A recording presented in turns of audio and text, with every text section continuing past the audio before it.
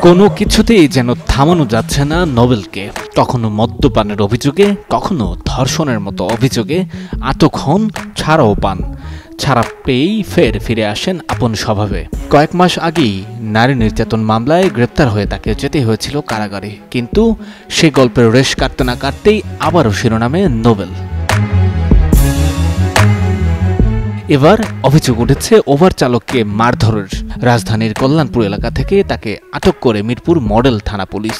ঘটনাটি ঘটেছিল গত শনিবার মধ্যরাতে। খবরটি নিশ্চিত করেছেন থানার ভারপ্রাপ্ত কর্মকর্তা সাজ্জাদ রোমান। প্রত্যক্ষদর্শী ও পুলিশের ভাষ্য অনুযায়ী মাঝরাতের নীরবতা ভেঙেছিল এক অপ্রত্যাশিত ঝামেলায়। নেশার প্রভাবে ছিলেন নোবেল।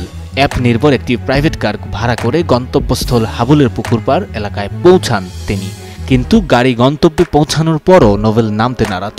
উল্টো শুরু করেন উদ্ভট কথাবার্তা আর অশালীন গালাগালি।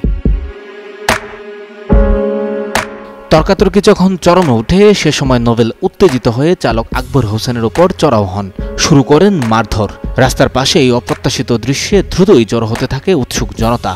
জনরোষের মুখে পড়েন বিতর্কিত এই শিল্পী। এরপর ঘটনাস্থলে আসে মিরপুর থানা পুলিশ। নোবেলকে আটক করা হয়, সেই সাথে জব্দ করা হয় ভাড়ায় চালিত গাড়িটি এবং চালককে। শনিবার মধ্যরাত পর্যন্ত অবশ্য এই ঘটনায় কোনো অভিযোগ দায়ের করা হয়নি। মিরপুর মডেল থানার ভারপ্রাপ্ত কর্মকর্তা সাজ্জাদ রোমান জানিয়েছেন, জিজ্ঞাসাবাদের জন্যই নোবেলকে থানায় আনা হয়েছে। তার বক্তব্য শোনা হবে, তারপর পরবর্তী আইনানুগ পদক্ষেপ নেওয়া হবে। সঞ্জয় দত্ত, যুগান্তর নিউজ।